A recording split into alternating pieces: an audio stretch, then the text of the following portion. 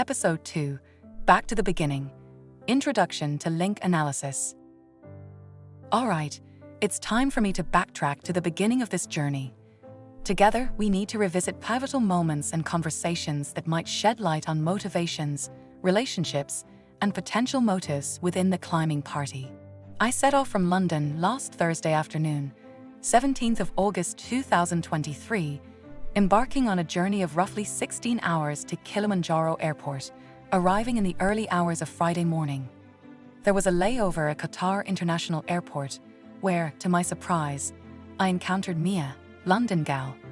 We were both rushing to catch our connecting flight from Qatar to Kilimanjaro, as there was a tight window to reach the departure gate after landing. As I stood in line to board the flight, my trekking backpack overstuffed with hiking gear weighed me down. I prefer to travel light, so I avoided checking in any hold luggage. Suddenly, I felt a tap on my shoulder. A woman with porcelain skin, white blonde hair, and a radiant glow asked me, "Are you heading to Kilimanjaro?" "Absolutely," I replied, and it turned out that we would be in the same climbing group. What a coincidence, I thought, and from that moment on, Maya and I formed a close bond. We sat together on the flight from Qatar to Kilimanjaro, chatting about everything from past relationships to our jobs, the excitement of the journey ahead, and our expectations of our fellow climbers. I made sure not to divulge anything about my career background, introducing myself simply as a honeymoon planner. The flight lasted just under 6 hours, and we talked non-stop the whole time. It felt like we had known each other for a lifetime. When I asked Mia if she knew anyone else in our group, she hesitated before responding, "Not really." But I could sense there was more to her answer. She went on to explain, "I grew up not knowing who my father is. My mother never spoke much about him, but she said he broke up with her when she was pregnant. She had not told him about the pregnancy, as he was only 22 at the time. Recently, I did a DNA test, and it turns out he's an American millionaire. There's quite a bit about him on the internet since he's invested in many tech companies. I saw in February that he had posted on his Twitter account that he would try and summit Kilimanjaro with extreme expeds in August, so I booked on the expedition, hoping I can meet him. The tweet seems to have disappeared now, but I hope that he is still booked on." I remember telling her how brave it was to share such personal information with me. Maya seemed to harbor no anger, just a deep-seated curiosity to meet him. She asked me not to tell anyone, as she wasn't sure if she was ready to let him know yet, if she did coincide with him. I could not imagine her trekking to the top of one of the 7 summits if it weren't to meet her long-lost father. Just like me, she had all the gear, but no idea. As we approached to land, we could see Kilimanjaro in view. It really was majestic, and I could not fathom the magnitude of getting to its peak. Upon arrival at Kilimanjaro Airport, we were greeted with chaos, bags and heaps of hiking gear scattered everywhere, with several different queues for clearing immigration. Our local driver awaited us, holding up a sign with our names. Beside him stood a young woman with blue eyes, her dark hair tied back in a neat bun. It was Olivia, the midwife, who had arrived shortly before us. We would all share the same ride to the hotel where we'd stay before embarking on our trek the following morning. The ride to the hotel was rather bumpy as we drove along dirt tracks surrounded by sparse infrastructure. Occasionally, we passed by a few wooden huts selling fruit, vegetables, and local meat. As we chatted, Mia, Olivia, and I delved into conversation, discovering intriguing facets of each other's lives. I learned that before becoming a midwife, Olivia had served as a medic in the British Air Force. She recounted crossing paths with our soon-to-be expedition leader, Finn, during missions in Afghanistan, where the British Air Force and British Special Forces collaborated. For a moment, I sat lost in my thoughts, curious about the adventures that lay ahead. Little did I anticipate the mystery that would soon unfold. When we got to the hotel, Chaya Lodge, we were greeted by the sight of large wooden beams forming an elegant yet simplistic structure. The garden, adorned with donkeys and tortoises, exuded a serene atmosphere, the scent of blossom blowing in the breeze. Despite the tranquility, a palpable sense of anticipation had lingered in the air. Finn had approached us with a warm greeting, his tall, muscular frame and weather-beaten face reflecting a wealth of experience. As he led us to a table, I had noticed another member of our climbing party already settled in, the captain, Peter. Like Finn, Peter emanated confidence and leadership, with a presence that commanded respect. Turning to Peter, Finn remarked, "Looks like we're nearly all here. Ready for an adventure?" Peter nodded, his eyes gleaming with excitement. "Absolutely, Finn. Let's make it one to remember." As dinner time approached, the remaining members of the climbing party had arrived. Georgie, the journalist, Drew, the American millionaire, Rian, the patient, and David and Lily, the dogs. Ah, the dogs. The true reason for my presence here. As I disclosed at the outset of this tale, I am a private investigator, and it just so happens that Lily's husband has enlisted my services to determine if she is engaging in an affair with her co-worker, David. Both anaesthetists at a children's hospital in Edinburgh, they frequently find themselves in each other's company during long hours on the job and even climbing mountains. However, discretion is paramount, which is why I've assumed the guise of a honeymoon planner. Little did I know that my focus would soon shift to the impending disappearance of Drew. The next morning, we had a briefing and a kit check and crammed into a van that took us to Lundarosa Gate, our entry point to Kilimanjaro, from which we trekked to Shura Camp 1. As we embarked on our journey from the entrance of Kilimanjaro, the path had stretched before us like a ribbon of possibility, winding through lush greenery and rocky outcrops. Our local guides and porters led the way with confidence, their voices carrying the cadence of the mountain as they shared tales of its mysteries. We were introduced to Juma, who would be our lead guide, and Azizi, lead porter, a duo of father and son. Finn, his weathered face etched with lines of experience, strode at the forefront, his gaze fixed on the horizon. "This is where it all begins," he had remarked, his voice tinged with anticipation. "Each step brings us closer to the summit." I had seized the opportunity to converse with Finn, eager to find out more about his past experiences. It turns out he had been a medic in the UK Special Forces, so it made a lot of sense that his path had previously crossed with Olivia's. Our journey totaled 7 days on the mountain. The landscape underwent a breathtaking metamorphosis beneath our very steps, transitioning from dark forests to unforgiving inclines and formidable peaks. With each sunrise came fresh obstacles and revelations, weaving unbreakable bonds among the members of our climbing party as we struggled up the terrain together. While we shouldered our personal gear, the porters bore the weight of essential provisions: cooking supplies, tents, sustenance, and hydration. Often, they balanced these burdens atop their heads, their strength and endurance leaving an indelible impression on our ascent. The sight of them effortlessly surpassing us on the journey from camp to camp remains etched vividly in my memory. Amidst the evolving scenery, I remember how the conversations flowed like the mountain breeze, revealing hidden depths and unspoken truths. During a break in the journey on the second day, as we made our way to Shura Camp 2, I found myself seated next to Georgie, the keen-eyed journalist, as we paused to catch our breath and take in the view of the landscape stretching out before us. I saw trees that I had never seen before, tall with pineapple-like plants sprouting at the top. Georgie told me about one of his latest pieces in which he investigates the global arms trade, including arms deals between countries, arms manufacturers, and private security firms, and the impact on geopolitical stability. His usual focus is the intersection of business, politics, and security. "Evelyn, have you ever wondered about Finn's past?" Georgie asked suddenly, his tone casual but his gaze piercing as he turned to me. I blinked in surprise, not expecting the question. "Finn? Why do you ask?" I replied, curious about what Georgie had uncovered. Georgie leaned in closer, his voice dropping to a confidential whisper. "Well, it's just that I did a bit of digging, and it turns out Finn used to work for a company owned by none other than Drew, the American millionaire," he revealed, his eyes gleaming with excitement. My interest was piqued. "Really?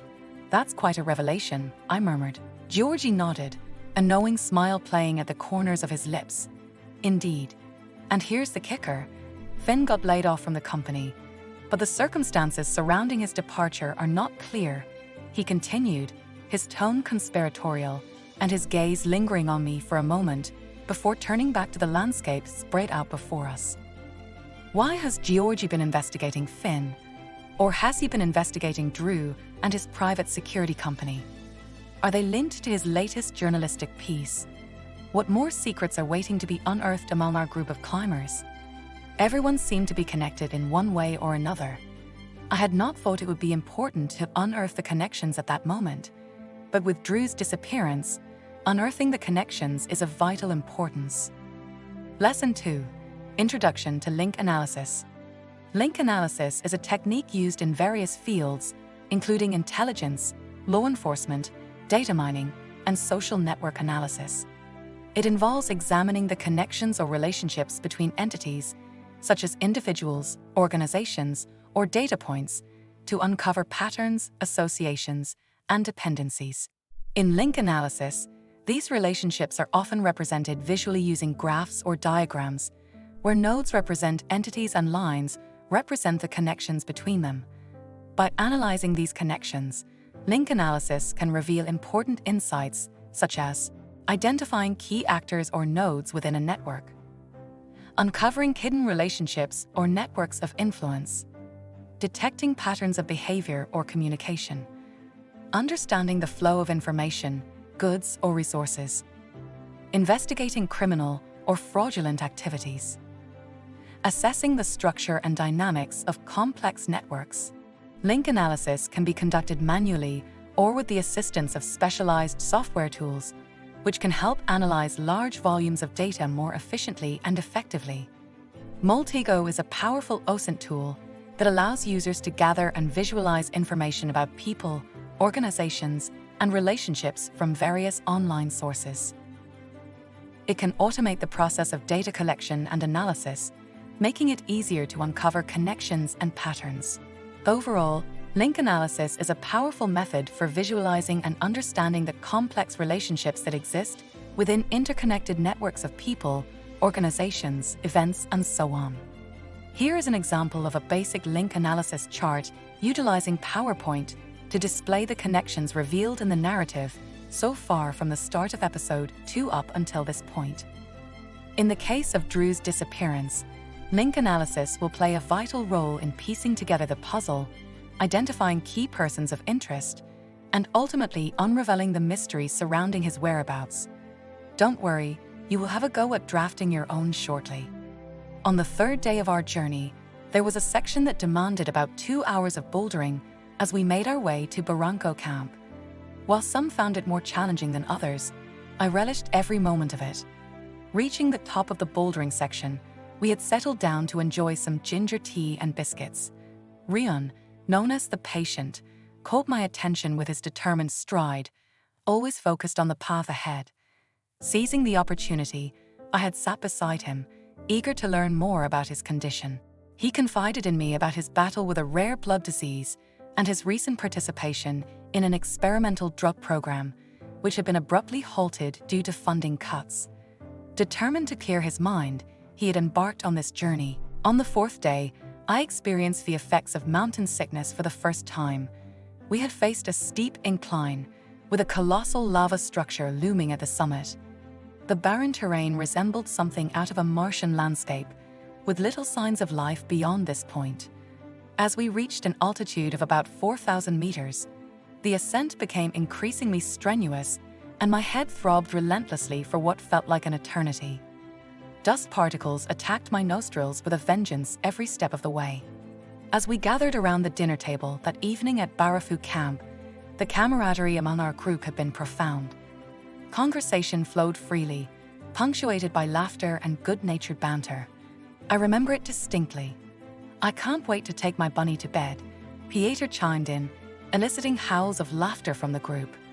The hot water bottles we received each night were shaped like bunnies. "Don't want to think about what you do to your bunny." Finn piped up, and the laughter around the tent became contagious, with everyone giggling away. "So, Evelyn, feeling any better after your little headache episode?" Lily quipped, a mischievous twinkle in her eye. I smiled weakly, rubbing my temples.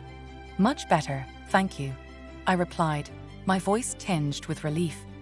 But I wouldn't say no to that hot water bottle, Olivia. Olivia held one of the precious bunnies in her lap. Olivia nodded sympathetically. "Of course, dear. Anything else you need? A foot rub, perhaps?" she teased, a playful glint in her eye. Before I could respond, David interjected with a mock bow. "And what about a selection of fine pharmaceuticals, straight from my bedside cabinet?" he joked, earning a round of laughter from the group. "If it's not too much trouble, Doc," I replied with a grin, playing along with the jest. I remember how Mia and Drew had been engrossed in conversation, their heads bent close together as they exchanged whispered words. I had ventured over to figure out what was going on. Mia leaned toward me, a mischievous glimmer in her eye. "Hey, Evelyn, have you heard the latest scoop about our fearless captain?" she whispered, her voice barely audible above the conversation. Intrigued, I turned to her, eager for gossip. "No, what's the scoop?" I asked, leaning in closer. Mia's grin widened as she began to spin her tale. "Well, you know how Pieter here is Drew's right-hand man on one of his luxurious yachts." "Right," she started, nodding toward Pieter, who sat a few seats away, engrossed in conversation with David. I nodded, sensing that Maya was about to share something juicy. "Go on," I urged, my curiosity piqued. Mia had leaned in closer, lowering her voice to a conspiratorial whisper. "Well, rumor has it that Pieter had a bit of a thing with one of the hostesses on board. A real whirlwind romance," she confided, her eyes dancing with mischief. I had gasped, unable to contain my surprise. "No way," I exclaimed, glancing over at Pieter, who seemed entirely unaware of the gossip swirling around him. Mia nodded emphatically. "But here's the kicker," she continued, her voice dropping even lower. "Drew found out and gave her the boot. Poor girl ended up going off the rails and becoming an alcoholic." I shook my head in disbelief. "That's terrible," I murmured, casting a sympathetic glance in Pieter's direction. Mia had nodded solemnly, her expression reflecting a mixture of sympathy and intrigue. "It just goes to show, you never know what's lurking beneath the surface," she mused, her gaze lingering on Pieter for a moment longer before turning back to me. "But enough about that. Let's dig into dessert, shall we?" she said, her tone brightening as she reached for a nearby plate of sweets. Although it was sad that Pieter should lose his high-tide lover, I did question why she was the one who was punished. As we returned our attention to the meal that night, I couldn't help but wonder what other secrets lay hidden among our eclectic group of climbers, waiting to be uncovered. How much did this affect the dynamics between Pieter and Drew? Does Pieter hold any resentment towards Drew? The image of the stars glistening while we sought refuge at Barafu camp that night remains deeply embedded in my mind. The wind had howled relentlessly, its mournful wail echoing through the barren landscape. The air was tinged with a sharp scent of cold stone, each gust carrying with it the promise of an unforgiving night ahead. The once verdant surroundings had given way to a desolate expanse of rock, stretching out as far as the eye could see. As darkness had descended, enveloping the camp in an eerie stillness, I succumbed to the realm of dreams. That night, I had experienced a lucid nightmare. In the depths of my slumber, the sound of padded footsteps echoed through the tent, followed by the chilling growl of an unseen predator. With a suddenness that stole the breath from my lungs, a dingo had materialized before me, its eyes gleaming with malice as it lunged forward, teeth bared in a feral snarl. I vividly recall crying out for help, the sound swallowed by the oppressive silence of the night. The weight of the creature has pressed down upon me, its hot breath mingling with the cold mountain air as it closed in for the kill. It was a harrowing ordeal, made all the more surreal by the knowledge that dingoes were not native to Kilimanjaro's lofty heights. As I woke up on the fifth morning, ready for our acclimatization hike, I had not been able to shake how vivid and real the nightmare had been. It was essential to get an acclimatization hike in early, ready for our midnight departure for the summit push. We had set off on our acclimatization hike shortly after sunrise. The rugged terrain stretched out before us, a labyrinth of steep, rocky faces and treacherous ledges. Each step tested the limits of our endurance, the sharp scent of sweat mingling with the crisp, dusty mountain air as we had forged ahead. Amidst the physical exertion, Drew's playful banter had provided a welcome distraction, his teasing remarks echoing through the stillness of the mountainside. "How long have you two been together?" he asked the dogs. They had said they were just colleagues and friends, and he remarked playfully, "Don't worry, your secret is safe with me." The dogs just laughed and explained that they had gone to university together and that they were very comfortable with each other. They had tried dating when they were younger, but realized they were more like brother and sister. I assessed the way they spoke about the situation, and it did seem credible. Perhaps Lily's husband's suspicions were unfounded, a mere figment of paranoia born from insecurity. We had trudged along the rugged, steep trail for about 30 minutes, our breaths ragged and labored. A sense of relief washed over us as we reached a clearing where we could rest and acclimatize. I remember how thin and biting the air was, each inhale a struggle against the altitude, but we knew that the pause was crucial for our bodies to adjust. That morning, we sat for about 40 minutes on cool, moss-covered rocks, feeling like we were perched on the very edge of the world, surrounded by a sea of billowing clouds that stretched out as far as the eye could see. The ethereal beauty of our surroundings had been mesmerizing, the cotton-like wisps dancing along the edges of the mountain, casting shifting shadows in the early morning light. Juma told us tales of Kilimanjaro's storied past. His voice had carried on the crisp mountain air like a gentle breeze as he spoke of Mawenzi and Kibo, the two volcanic peaks that form part of Mount Kilimanjaro's breathtaking scenery. As the minutes had ticked by, I had been lost in the quiet contemplation of our lofty perch and found solace in the simple beauty of the moment. If Lily's husband had not hired me, I certainly would not have experienced the wonders of the landscape and the companionship of my fellow travelers. Once our 40 minutes of acclimatization were over, we had made our way back down to camp. On the way, Drew had told Mia that the last few months had been challenging, and Mia consoled him. What challenges had he referred to? Are they related to his disappearance?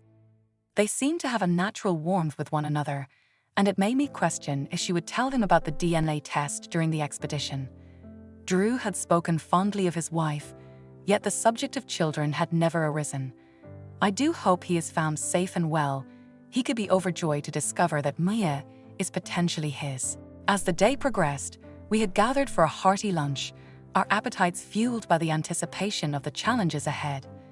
With bellies full and spirits high, we retreated to our tents around 5 p.m., seeking respite from the elements and a few precious hours of rest before the daunting ascent to the summit in the dead of night.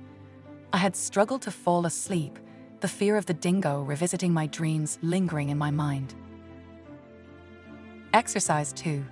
Link analysis. By recollecting some of the key moments and conversations from the journey up until the summit night, we've encountered a web of relationships, secrets, and mysteries lurking beneath the surface of our climbing party. Now it's your turn to take the reins and unravel the connections in your own link analysis diagram or chart. Feel free to get creative with your analysis, using whatever tools or methods suit your style. Whether you prefer to sketch out a diagram on paper, create a digital visualization with a tool like PowerPoint, or simply jot down notes, the goal is to understand the character dynamics and links so that we can inch a step closer towards developing some hypotheses for what has happened to Drew. You may wish to consider the following questions. 1. Who are the key players in this story, and what roles do they play within the climbing party? 2. What are the connections between these individuals, both known and hidden? 3. Are there any notable conversations, events, or revelations that may shed light on Drew's disappearance? Step 1. Gather the data. Collect all relevant information, including character names, key events, conversations, relationships, and any other pertinent details from the narrative. Step 2. Identify nodes. Start by identifying the main entities or nodes in the story. These could be characters, locations, events, or any other elements that play a significant role. Step 3. Establish relationships. Next, Analyze the connections or relationships between these nodes.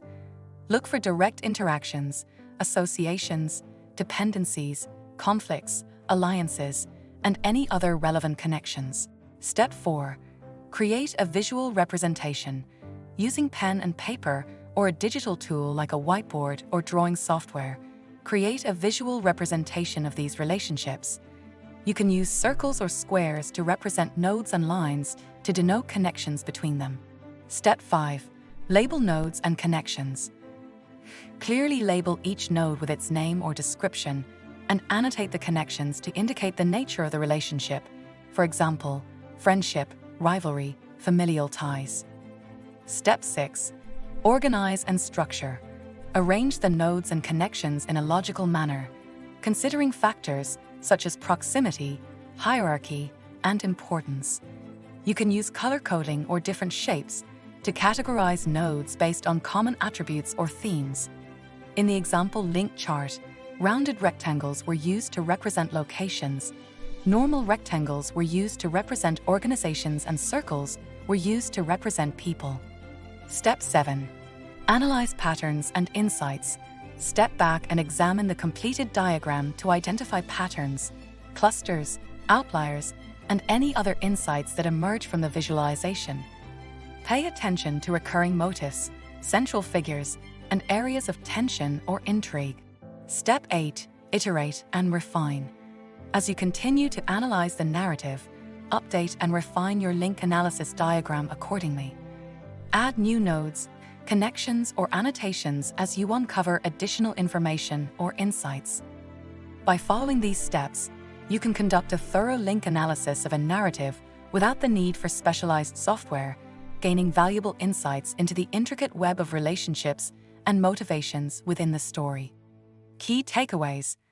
Link analysis involves examining the connections or relationships between entities, such as individuals, organizations, or data points, to uncover patterns, associations, and dependencies. These relationships are often represented visually using graphs or diagrams, where nodes represent entities and lines represent the connections between them.